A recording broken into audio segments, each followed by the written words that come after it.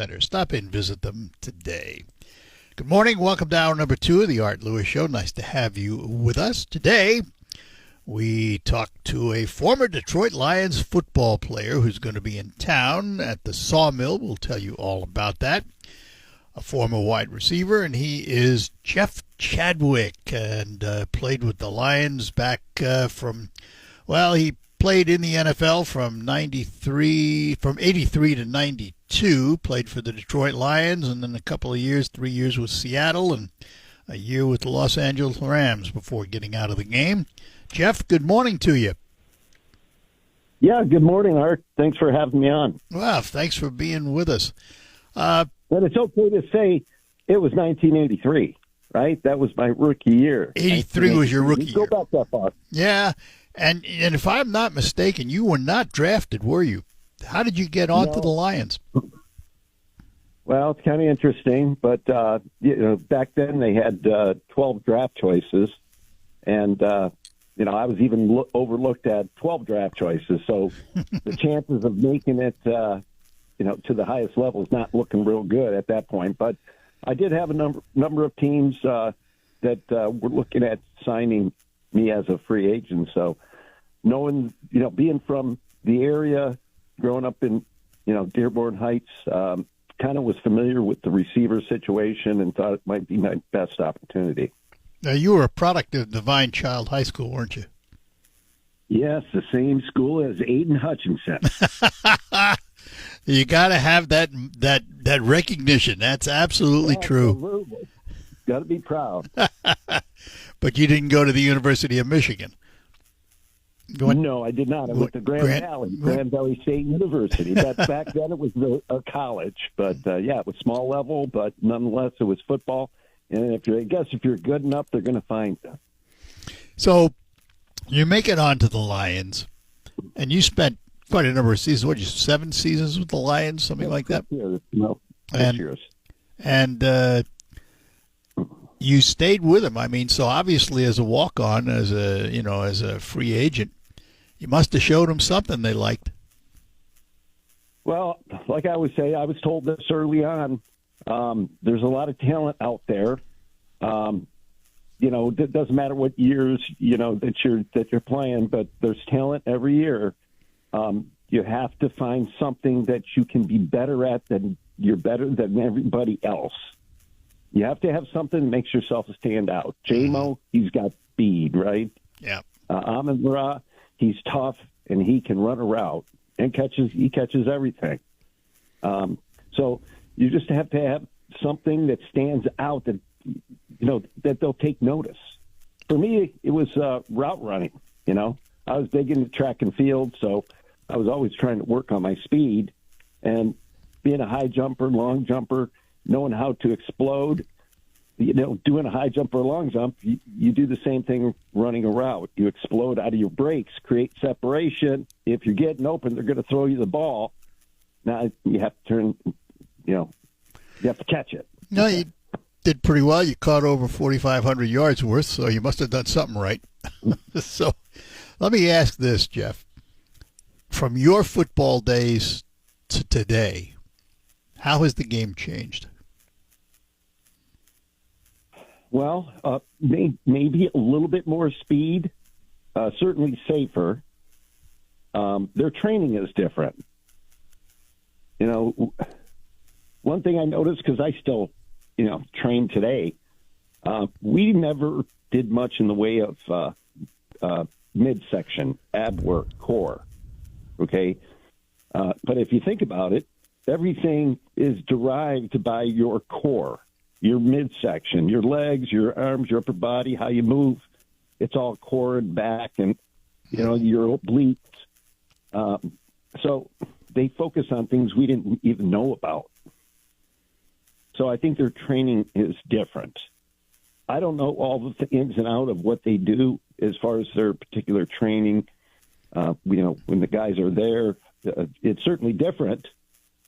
But again, there's no exception for hard work, right? The effort that you put in, showing up, putting in your time. So it hasn't changed that much. Back then, there wasn't much discussion of concussion protocol. And you guys, lived through that. Today, it's a front and center issue. That has changed a lot, hasn't it? Yeah. Before, once you came to, they would take a look at you, and if they felt like you shouldn't go back in the game, they'd take your helmet from you. But you didn't have a tent, and you didn't have a bunch of doctors looking at you. If you were out cold for a period of time, let's say 30 seconds, a minute or more, you're definitely not going back in the game. That was pretty obvious. But there's a lot of times when you can suffer a concussion, and it's kind of like you just got your bell rung. You kind of see stars. You can shake it off. There were plenty of those times where, as long as you didn't fall down and weren't unconscious, and you were kind of snapping out of it, kind of like a boxer, you kind of, stumbles a little bit, you would stay in the game. They would even pull you aside. And you would want to stay in the game. For sure. You got your bell rung, but you didn't care. You wanted to play. Exactly. You were trained to be that way. You were kind of like a warrior. And I think the guys are still that way, but I think they're a little more cautious now with regards to not only from a doctor standpoint, but because the money is so different, the programs now really want to protect their assets, where I think in the past they didn't care so much about their assets because they weren't paying too much for them. You didn't have one of those $50 million contracts, is what you're telling me? Nobody had any of that kind of stuff. Back when I played, there could have been a few guys that made close to $1 million, but it wasn't until true free agency came into play, which was true free agency probably came into play in the late 80s, early 90s. Yeah. But they were still trying to figure that all out, right? Because it was a big change. So at first they kind of stood back and just kind of let things, transpire as they would. They didn't get really aggressive with the whole free agency thing. Okay, so and plus there were some, certain things that the league didn't know and the coaches didn't know, the organizations didn't know, and certainly the players didn't know how that was all going to play out. So there were certain rules and regulations with that. As time went on and you had more, CBAs, collective bargaining agreements, they came up and they started, going through this stuff. Then you started seeing more guaranteed contracts and, things of that nature. Also protecting the players as well, right?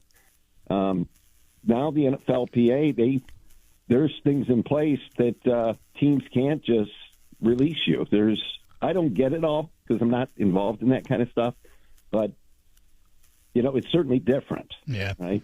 So, but teams are really cautious about they're really looking to protect their assets as they should.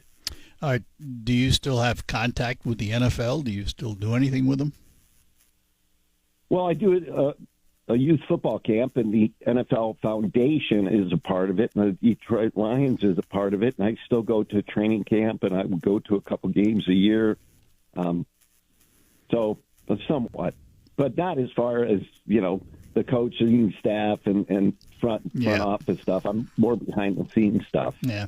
All right, Jeff, hang on. I got to take a break. We'll come back, talk about your visit to the Sawmill coming up, and we are talking to Jeff Chadwick, former NFL wide receiver, played for 6 years with the Detroit Lions, then moved on to the Seattle Seahawks and the Los Angeles Rams before retiring. And we'll have more with Jeff after these notes. Lehman's Green Apple Bar. Your experience. And then, they like to know what your take is on the Detroit Lions typically. I've got an opinion just like everybody's got an opinion. Mine might be a little bit different or it could be very much the same. The one thing, it's easy to assess the Lions. They're pretty talented everywhere. They got a great head coach. They have good upper management. They're a pretty sound organization right now. I think the only thing that hurt them last year were injuries. Yeah. Their main focus this year, because if you just look at, let's say offensively, they have to be one of the most talented offensive programs out there. Just look at, even with this young Tesla that they brought in, I guarantee you he's going to get some time. Yeah. He's going to start playing right away. He'll be in there making plays. So he might have a couple rough outings or plays here and there, but the guy's got the talent. He's got the size, the speed. I think he's smart. He's learning. And the best way to learn is to get in the game situation in real speed, and he'll pick it up pretty quick. I anticipate. Yeah, go ahead. Now, I've got to ask this question because as a Lions follower, fan, if you will, it seemed to me the Lions turned the corner when the ownership stepped aside. By that I mean they hired the right pros, the right coach, and they let them do their job without interference. Am I right or wrong about that? Well, I think you're right. I think, and there's probably many organizations that suffer from that, where maybe the owner feels like they have to be involved. Jerry Jones. But maybe I was thinking the same thing. And so I'm sure there's other owners that feel they need to be there, or it could be a president. Okay. Mm-hmm. And I'm not sure the reason for that, with the exception of not feeling quite comfortable enough about who you have in place. I think their biggest change was who they brought in. Okay. Brad Holmes, and Dan Campbell. Those two together, not one and the other. I mean, both those guys. Mm-hmm. And just felt like, okay. And probably the change in who was running the program, okay? Not just from their standpoint, but as far as ownership, okay? It's still a Ford, okay? But they just put somebody else who maybe thought a little bit differently, or maybe listened to somebody. You know, keep in mind, they have people like Chris Spielman, Barry Sanders still around offering some suggestions, right? So I think that's when they turn the corner. Because I don't think it's just about the talent, but I think that's a huge part of it. But I think it's the mindset, okay, and letting those guys just believing in them right off the bat. Like, we trust you. Go out there and do what you do. Go out what you know. We're not the professionals here. You are. Let them be the pros that they are. And I think once they did that, you started to see some change, like pretty quick. And I think I think Campbell is a master motivator. Oh, yeah, for sure. Well, he played the game too, right? Yeah. There's many guys, you know, that have become great coaches that didn't play at the highest level. He came from the player side of actually spending years in the NFL, but he also, being that he was a tight end himself, he was kind of involved with the offensive line, but also the receivers and the specialty positions, right? Just because of the nature of his position himself. So I think that really helps, you know, somebody like him. Plus, you know, of course, he's got that, you know, great relationship that he can just relate to all the players because he's emotionally involved with these guys, okay? He's right there with them. Doesn't matter who's in there. He knows one guy goes down, he's not going to lose it. Okay, he feels bad, but he also knows we got to move on. We got to continue to fight, and that's what he does. So, and it kind of rubs off on the whole mentality of the team. Let's move away from the pros and the NFL and move back to college just for a minute here. I have some thoughts on the current situation in college football with the NIL and the portal. I don't have a problem with the NIL because these players have been making money for these universities for years and years, and to share in the rewards, I think that's fine. I have a problem with the portal because it's destroyed loyalty. Now you're loyal to the dollar and not the college. I just I have a real problem with that. What are your thoughts? Well, I don't disagree with you there. It's hard for me to relate to that because when I went to Grand Valley, I was just happy to be playing football. Mm-hmm. Okay, and I knew I was with a good organization. Grand Valley was known, for their sports and their education, and I was just loved the fact that I had an opportunity to continue, my football career, and also ran track there, and also get my education. So I never thought I'd play in the NFL. Okay, that was just something that just happened to come about. So I never thought about ever transferring or trying to go somewhere else big time. Nothing. I was just enjoying what I had there. I do recall that occasionally we would get a player from like a bigger school that would somehow transfer over to us, and they seemed to step in and play and do well for us. Okay. I do recall that happening. Now I get what you're talking about with the whole transfer portal. I've seen guys, even at the lowest level of college football, we're talking Division II, Division III, even, just every year moving somewhere else, never establishing themselves or feeling that comfortable with the program. And yeah, in some cases they can help you. For instance, like Tesla, he went from Hillsdale, smaller school here in Michigan, to Arkansas, and he gets drafted in the third round. If he was still at Hillsdale, he would have never got drafted in the third round. He would have been a free agent. Yeah. Okay. Because a lot of times they can't.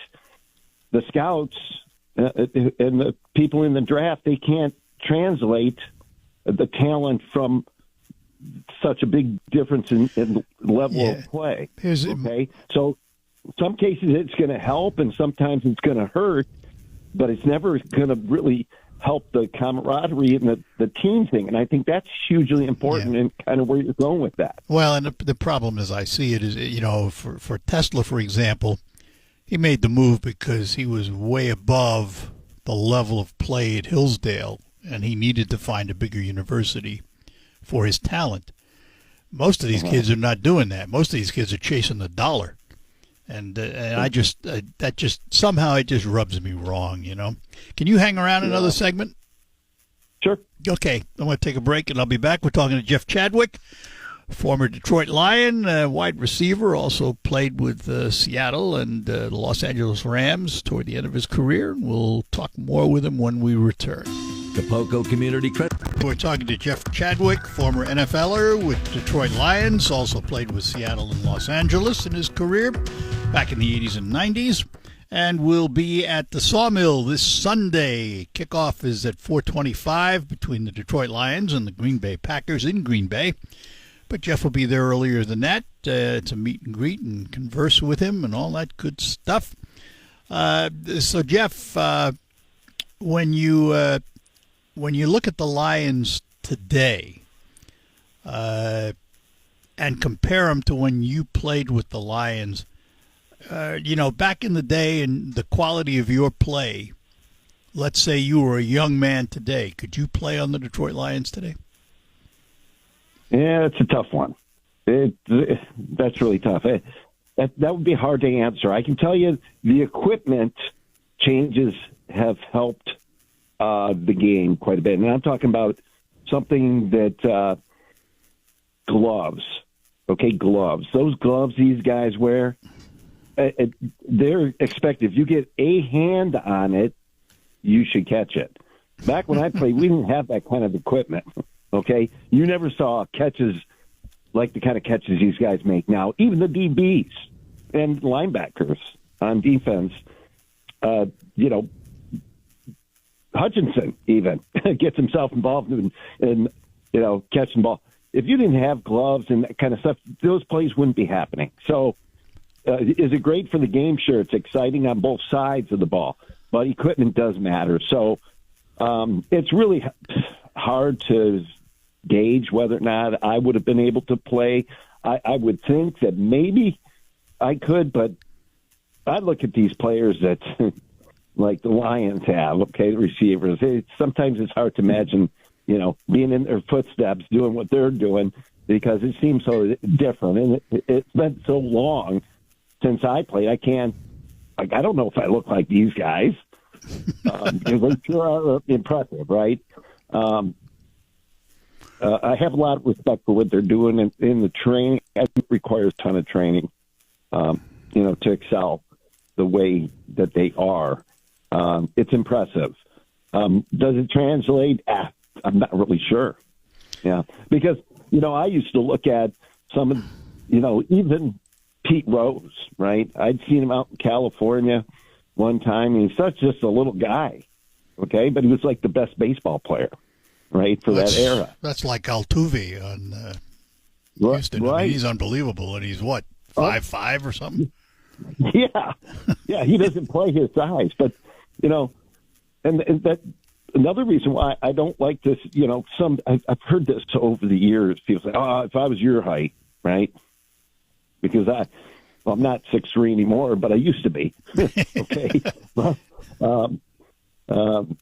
you can't. I don't like that as an excuse because. Does size matter? Yeah, different positions it does, yeah. But it doesn't always translate. Some guys, being shorter works better for their position of what they're doing, okay? Does it translate to every single sport? Probably not. But in some cases it does. There's been a lot of all-pro great players that kind of got overlooked because of their not prototypical size, right? But then all of a sudden they get a chance. Next thing you know, they're superstars because they can really excel, even though they're a little bit shorter, because they're able to make that adjustment. A lot of the good runners were that way. A lot of the good runners. Linebackers too. Sometimes they because maybe their quickness, they're able to hit that hole and get through that gap or get around somebody. Sometimes guys aren't, 6'7" like, Hutchinson, but maybe, 6'3" is not quite big enough, or 6'2" isn't quite big enough, but yet they can still get around the edge and still make the play. Just got to give them a chance. So I think it just varies. Everybody's different. I think, a lot of it's luck. Luck in staying healthy, luck in your circumstance where you happen to end up, or did you get overlooked, or it could even be, family life, your situation at home, That has impact, doesn't it? Yeah, it's all this stuff. There's a ton of factors that impact whether an athlete moves on from grade school to high school or high school to college, and, of course, even college to pro. Yeah. What did you do when you got out of football? Just out of curiosity. Well, I was out in California when I retired. Right. Of course, I was chasing the weather, right? When I left Detroit, I went to Seattle. I always felt it was important to kind of live where you were playing. So I moved to Seattle. I love Seattle. But here's the thing. Once you stay there for a period of time, you realize it rains 9 months out of the year. After a while, you're like, this isn't cool. I don't like this so much. You do get those, 3 months that is beautiful, but the rest of the time it's just dreary. Then when, of course, I went to California, Southern California, and I saw that weather, I was like, oh, my God, I got to live here. So I ultimately retired and stayed in California and started a business, had a promotional items company for a number of years out there, raised my kids out there. But, things happen and life goes on and, kids grow up. And eventually I found myself back here, kind of back to my roots, which is, Michigan. Yep. So when you moved from the Lions to Seattle to Los Angeles, were they trades? No. Everywhere I played until they said we have no more use for you. Okay, and back then we didn't do trades. Trades were too expensive. It would cost somebody too much, so it never happened. Okay? So what did they do? They cut you and you look for another team? Is that the way it worked? Pretty much. But early in my career, you were kind of stuck with that team. Okay?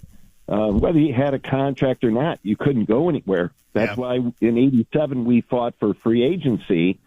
In 87, we got free agency, but it was kind of a transitional period of free agency. Okay? So it wasn't really clear all the ins and outs of that free agency.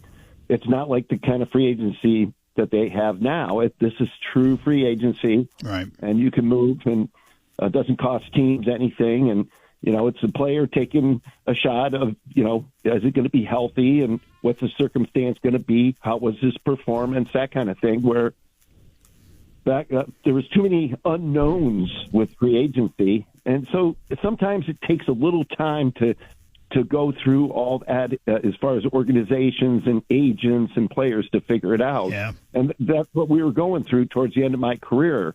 So I'm going to say it took like about 3 or 4 years to kind of get a handle on it. And then, of course, when they have new CBAs, there's a refinement of that. Right. Okay. And so every so many years, they're making changes to that as they figure it out. And it's for both sides, right? Yeah. Both the NFL and the NFLPA. But I kind of liken it to what's going on with this whole portal transfer and this NIL.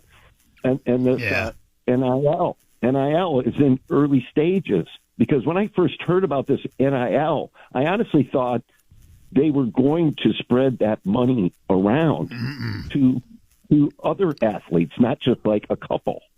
Yeah. Okay, because to me, it doesn't seem to be fair if it's just going to your best player or best known player. I would think, the majority of it should, but what about all these other guys? Doesn't that break down the camaraderie of a team if you have one guy getting millions of dollars and the rest of the guys are eating, ramen noodles? I'll say this. The NCAA has never impressed me. I'll leave it there. I'm going to take one quick break here and come back, and we'll do one final segment. We're talking to Jeff Chadwick. He's going to be in town Sunday at the Sawmill. You'll get to meet this former Detroit Lions player before the Lions take on Green Bay at 4:25 on the big screens at the Sawmill. And we will be back with Jeff right after these notes. Let me talk about Krysiak's House Family Restaurant. Best place to go for your authentic home-cooked foods with a European flair at reasonable prices. Now's the time to think about getting together with friends and family for lunch or dinner, as well as events coming up soon. Graduations, confirmations, weddings, showers, anniversaries. Krysiak's has an economical way for you to supply the food. You can order what you want at Polish and American Foods, and then just pick it up at the restaurant, ready to go. Or have your celebration right there. And don't forget, at a moment's notice, Krysiak's can help. Call them at 989-894-5531. Krysiak's House Family Restaurant, corner of Cass and Michigan, on Bay City's South Side. We're proud to make hope to make an impact in their careers. You get back to Grand Valley much since you're in their Hall of Fame? Yeah, not really. I mean, they're just over there, but the season, I'm usually so busy during football season, right? Yeah. It's like, aren't we all? It's like there's so many games. We all have, our big screen TVs, and then you got the high school football. And because of my program, you try to get to different games. You got college going on. I do want to get back there. I've been back there a number of times over the years, but I was just thinking about it the other day because I got a message from the head coach just touching base with me. I didn't talk to him. Yeah. But he was reaching out to me once again. We have talked in the past, but the season goes by so fast, right? Oh, yeah. Well, Jeff, I got to interrupt for time here, but I will look forward to meeting you because I'm going to stop over Sunday and say hi. And thanks for spending the time with us this morning. We appreciate it. Absolutely. Appreciate you having me on, Art. No problem. Thanks a lot. Bye-bye now. Jeff Chadwick, from the former Lions player back in the 80s, 90s, going to be at the Sawmill this Sunday prior to the 4:25 kickoff of the Lions and Green Bay. gotta